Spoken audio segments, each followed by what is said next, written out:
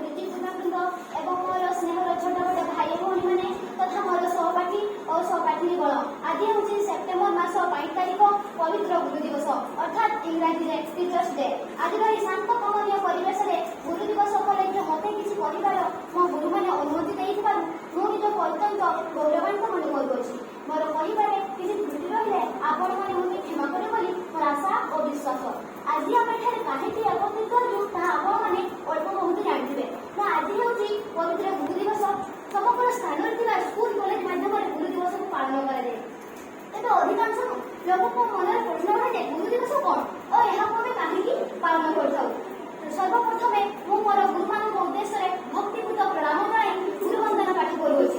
गुरु ब्रह्मा गुरु विष्णु गुरुदेव महेश्वर गुरु साक्षात् परब्रह्म तस्मै श्री गुरुवे नमः।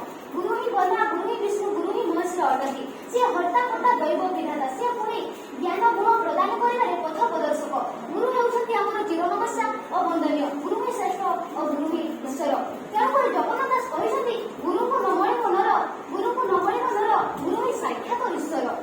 आपण मैंने जानते कि गु अर्थ अंधकार रु अर्थ अज्ञान अंधकार को दूर कर ज्ञान आलोक प्रदान करथवा शिक्षक को गुरु आख्या दिया जायछि। तबे आज रही गुरु दिवस हेउछि डॉक्टर सर्वपल्ली राधाकृष्णन जन्म दिवस। एही जगदेव प्रवीण महापुरुषटी 1888 मसीहा सेप्टेम्बर मास 5 तारिख दिन माद्राजर तिरुपुरेणी ग्राम जन्मग्रहण करथिले। तांकर पिताଙ୍କ नाम थिला वीरस्वामी। डॉक्टर सर्वपल्ली राधाकृष्णन 1909 मसीहा माद्राजर प्रेसिडेंसी कॉलेज अध्यापक रूपे योगदान कले।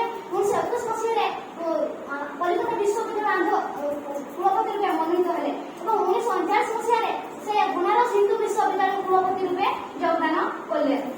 1948 मसीहा भारत तत्कालीन प्रधानमंत्री पंडित जवाहरलाल नेहरू अनुरोध क्रमे से रूस देश परित्याग कले। 1963 मसीहा से इंग्लैंड सर्वोच्च उपाधि ऑर्डर ऑफ मेरिट अर्थात पद पाइबार गौरव अर्जन करथिले।